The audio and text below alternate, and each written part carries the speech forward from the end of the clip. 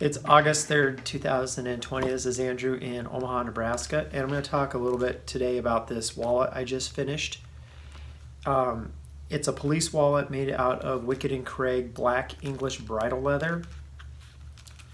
And I'm not going to actually go into exact detail of how each step of how I made this wallet, but what's important here is the person that got a hold of me to make this wanted an exact duplicate of the old wallet that he had.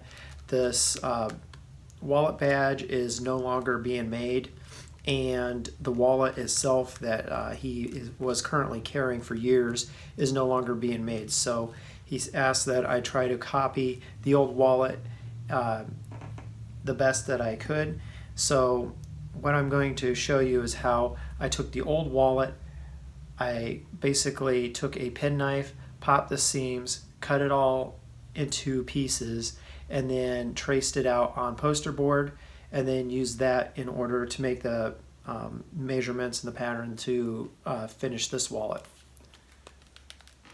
I took a trim and upholstery class many years ago, and one of the things I was taught was that never throw away the old materials from a seat that you're recovering, because even if you're going to go out with a completely different design, there's always going to be some sort of measurement off that old seat cover that you're going to need in order to get your measurements exactly right.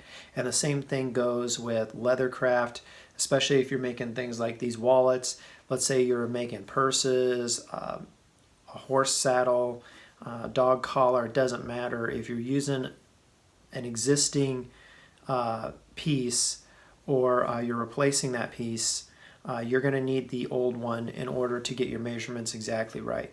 And the best thing I found to use is just a regular penknife. You can get them at Hobby Lobby, Amazon, grocery store probably, but they're perfect for just getting in there and cutting the seams open.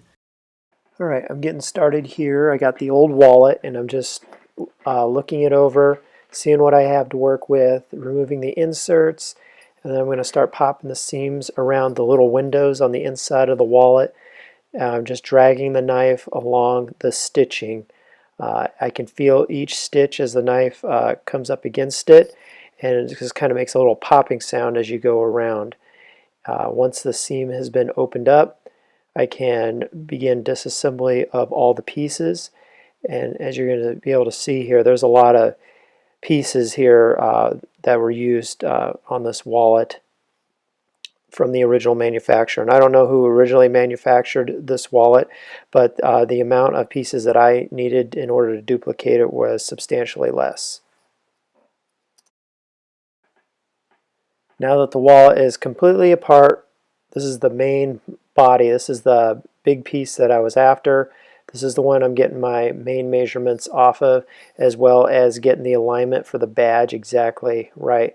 Once I did that, I just took the penknife again and cut the hole for the badge out.